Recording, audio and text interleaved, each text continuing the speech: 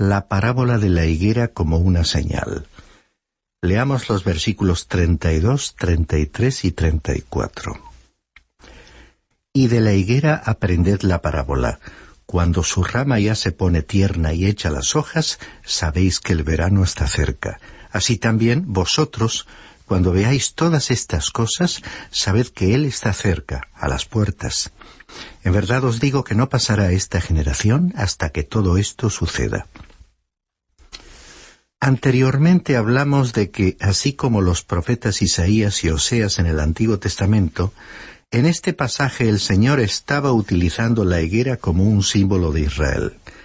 En cuanto a la palabra generación, en griego puede significar raza o referirse a la nación de Israel. O podría también hacer referencia a la generación que esté viviendo en aquel tiempo en que se cumplan las predicciones. Se calcula que una generación abarca un periodo de 40 años y realmente los eventos predichos en esta sección ocurrirían en un plazo más breve. Mi impresión es que la palabra generación puede referirse a cualquiera de las dos opciones, aunque yo prefiero la interpretación relacionada con la conservación de la raza judía. En el Antiguo Testamento puede verse que ni personajes como Amán, según el libro de Esther, ni el faraón, como relata el libro del Éxodo, pudieron destruir a los judíos. Tampoco pudo Hitler en el siglo pasado. Ningún dictador de nuestro tiempo sería capaz de exterminarlos, pues Dios ya se ocuparía de evitar su eliminación. Dicen los versículos 35 y 36. El cielo y la tierra pasarán, mas mis palabras no pasarán. Pero de aquel día y hora nadie sabe, ni siquiera los ángeles del cielo, ni el Hijo, sino el Padre. Aunque el cielo y la tierra pasarán, según Apocalipsis capítulo 21, versículo 1, habrá un nuevo cielo y una nueva tierra. Pero Él no cambiará su palabra, que permanecerá por la eternidad. Y aunque los que vivan en ese período sepan que estos tiempos se aproximan, no sabrán en qué día ni en qué hora sucederá lo que se ha predicho. Esta información solo es conocida por el Padre, y Cristo hablaba desde la condición de su conocimiento humano, no desde la posición de su divina omnisciencia. En nuestra época, muchos han tratado de averiguar con precisión el tiempo del retorno de Cristo. También en el futuro, algunos intentarán conocer el día y la hora, pero nadie podrá averiguar ni el día ni la hora. Continuamos leyendo la comparación con la época de Noé en los versículos 37 al 39. Porque como en los días de Noé, así será la venida del Hijo del Hombre. Pues así como en aquellos días antes del diluvio estaban comiendo y bebiendo, casándose y dándose en matrimonio, hasta el día en que entró Noé en el arca, y no comprendieron hasta que vino el diluvio y se los llevó a todos. Así será la venida del Hijo del Hombre. Aquí se afirma que Cristo vendrá en una época similar a la situación existente en los tiempos de Noé. Aquellos días se caracterizaron por una gran inmoralidad. El libro del Génesis, capítulo 6, versículo 5, describía a los seres humanos de aquel tiempo diciendo: toda intención de los pensamientos de su corazón era sólo hacer siempre el mal. Nuestro Señor solamente menciona que estaban comiendo y bebiendo. ¿Había algo malo en ello? No. En la primera carta a los Corintios, capítulo 10, versículo 31, se nos dice que cualquiera cosa que hagamos, ya sea que comamos o bebamos, que lo hagamos todo para la gloria de Dios. Sin embargo, la gente del tiempo de Noé no estaba comiendo y bebiendo precisamente para la gloria de Dios. De hecho, estaban viviendo como si Dios no existiese. En nuestro tiempo hay muchísimas personas que reciben una comida 2 o 3 veces al día provista por Dios, y nunca se les ocurrió expresarle su gratitud, mientras que hay millones que se están muriendo de hambre. En esos días futuros referidos en este pasaje, la gente estará próxima a la venida de Cristo, pero estarán viviendo como si tal acontecimiento nunca fuese a tener lugar. De la misma manera, las personas del tiempo de Noé se casaban.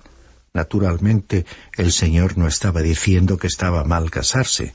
Lo que aquí se recalca es que rechazaron tan terminantemente la advertencia de Dios por medio de Noé, que continuaron con sus planes de boda justamente hasta el mismo día en que Noé entró en el arca. Vivían como si Dios no existiera. No creyeron que Él les juzgaría y despreciaron la advertencia de que el diluvio era inminente. Y no se dieron cuenta hasta que llegó el diluvio, que les arrastró a todos. Así también sucederá en la venida del Señor. Leamos los versículos 40 y 41. Entonces estarán dos en el campo, uno será llevado y el otro será dejado. Dos mujeres estarán moliendo en el molino, una será llevada y la otra será dejada. Acabamos de recordar los días de Noé. ¿Quiénes fueron llevados en aquel tiempo? Los que perecieron en el diluvio. Estas palabras ilustran la manera en que serán llevados de esta tierra, por medio de un juicio, aquellos que no van a entrar en el reino. Continuemos con el versículo 42.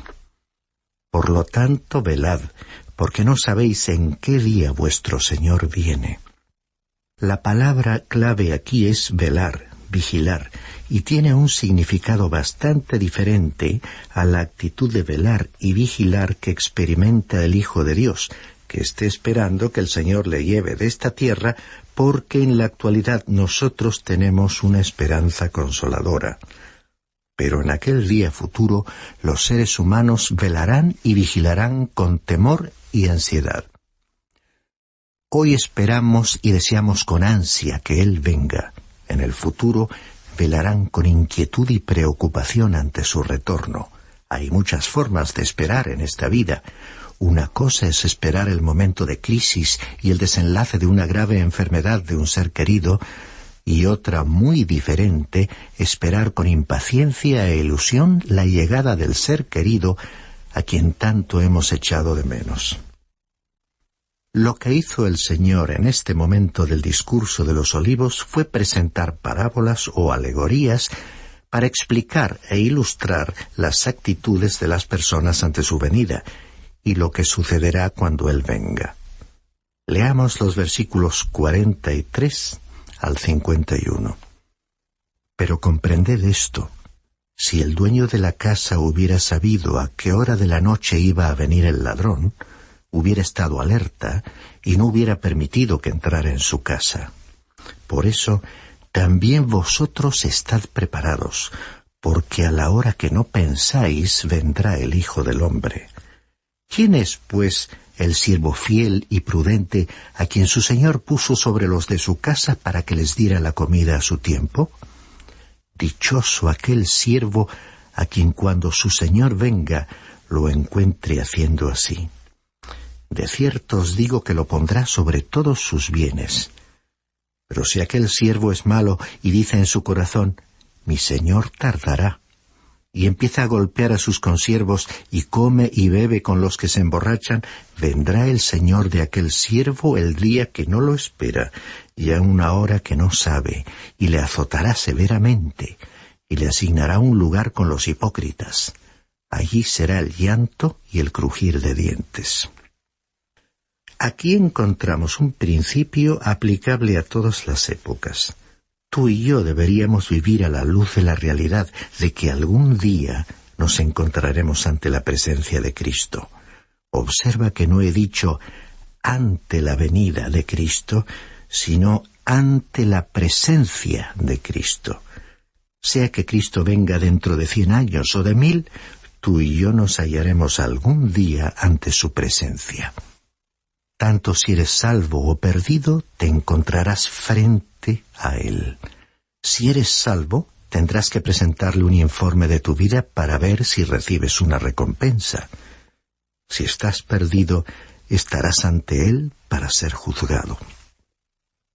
Por lo tanto, cada persona debería vivir su vida a la luz de esta realidad, que algún día deberá estar ante la misma presencia del Señor. Esta verdad constituye el gran énfasis del discurso del Monte de los Olivos. En consecuencia, este discurso tiene importantes aplicaciones para nosotros en la hora actual, aunque haya también una interpretación específica para la gente que viva en el tiempo de la venida del Señor a la tierra como Rey.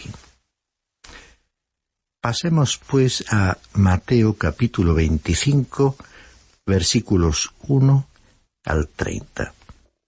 El tema incluye la continuación del discurso de los olivos, la parábola de las 10 vírgenes, la parábola de los talentos y el juicio de las naciones.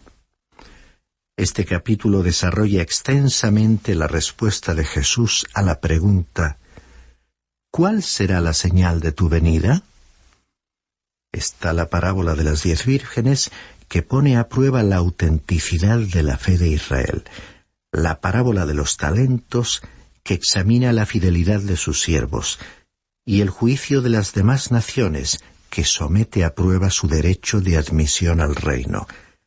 El capítulo muestra la importancia de la venida de Cristo en relación con estos grupos que se encontrarán en el mundo en aquel entonces. Un análisis preciso de cada grupo revelará que todo puede reducirse a una actitud personal, individual y a una relación con Jesucristo.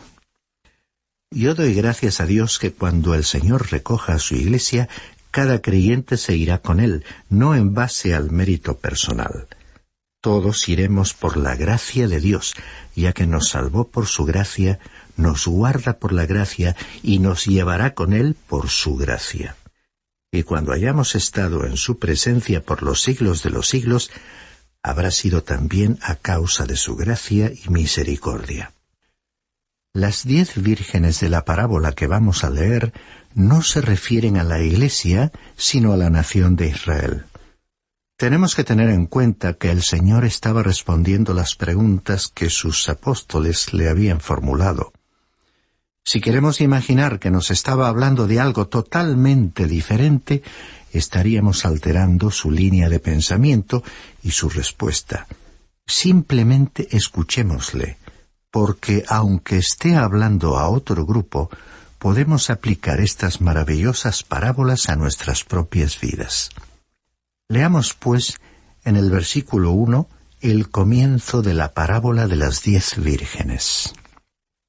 Entonces el reino de los cielos será semejante a 10 vírgenes que, tomando sus lámparas, salieron a recibir al novio.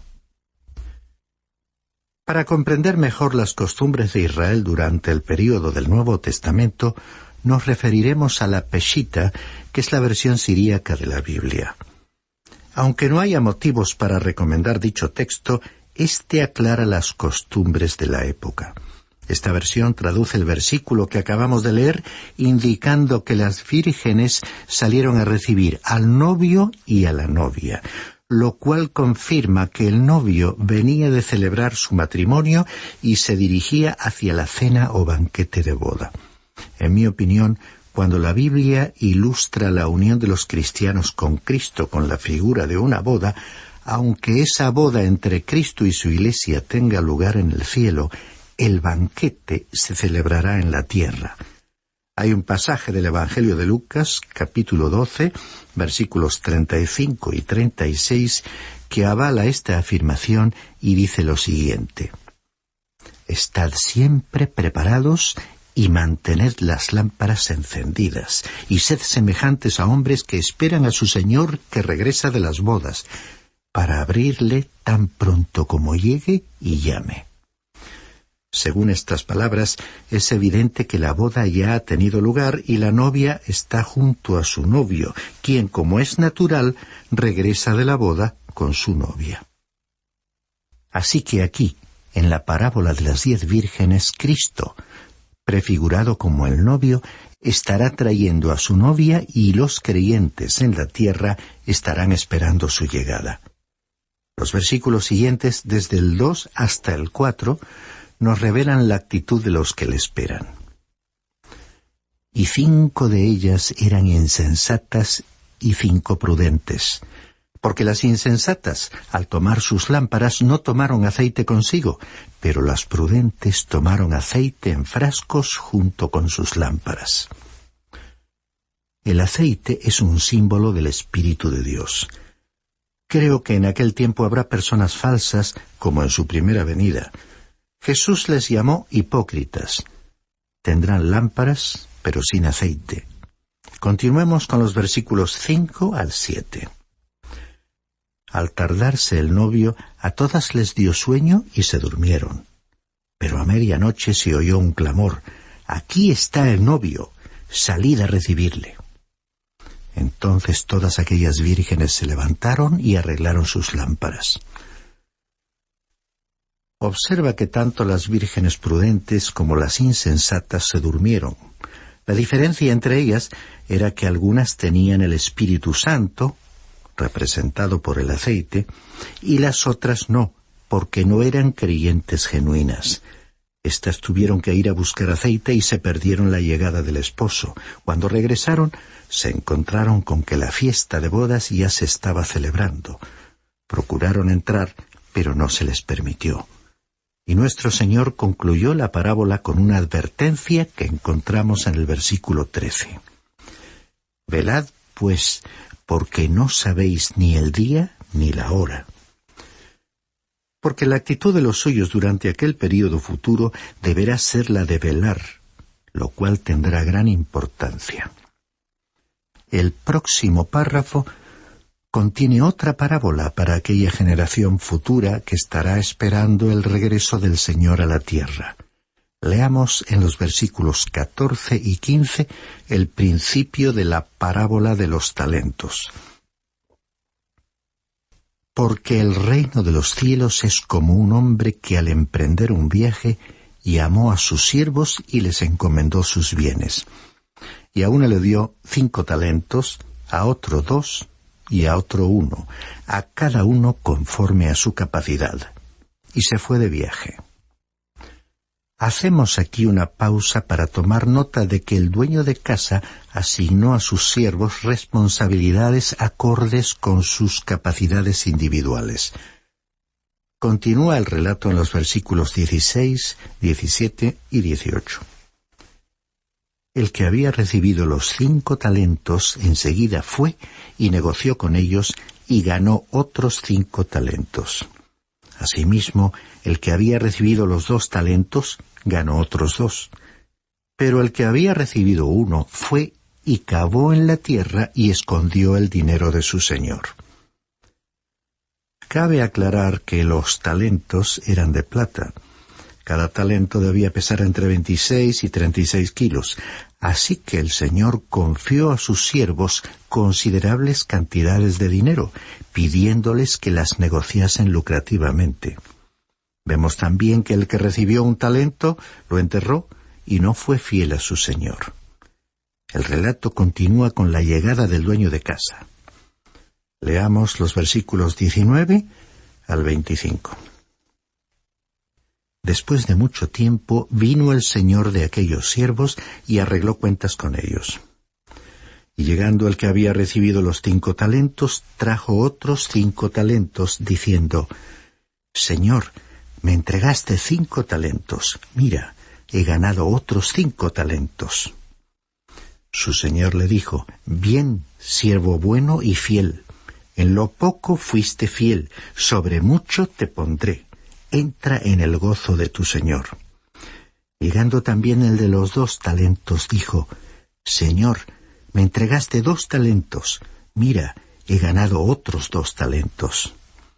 Su señor le dijo: «Bien, siervo bueno y fiel. En lo poco fuiste fiel, sobre mucho te pondré. Entra en el gozo de tu señor». Pero llegando también el que había recibido 1 talento, dijo: «Señor, yo sabía que eres un hombre duro, que siegas donde no sembraste y recoges donde no esparciste. Y tuve miedo, y fui y escondí tu talento en la tierra. Mira, aquí tienes lo que es tuyo». Una vez escuchadas las explicaciones y justificaciones del último siervo, vemos la actitud del Señor, leyendo los versículos 26 al 30. Pero su señor respondió y le dijo: «Siervo malo y perezoso, sabías que siego donde no sembré y que recojo donde no esparcí. Debías entonces haber puesto mi dinero en el banco, y al llegar yo hubiera recibido mi dinero con intereses. Por tanto, quitadle el talento y dádselo al que tiene los 10 talentos, porque a todo el que tiene más se le dará, y tendrá en abundancia, pero el que no tiene, aun lo que tiene se le quitará. Y al siervo inútil echadlo en las tinieblas de afuera. Allí será el llanto y el crujir de dientes». En esta parábola se estableció un importante principio para nosotros, teniendo en cuenta que todos, tú y yo incluidos, tendremos que estar ante la presencia de Dios para informar sobre cómo hemos utilizado lo que Él nos ha entregado. El Señor no nos va a preguntar cuánto hayamos hecho por Él, sino cuán fieles habremos sido en lo que Él nos ha encomendado hacer.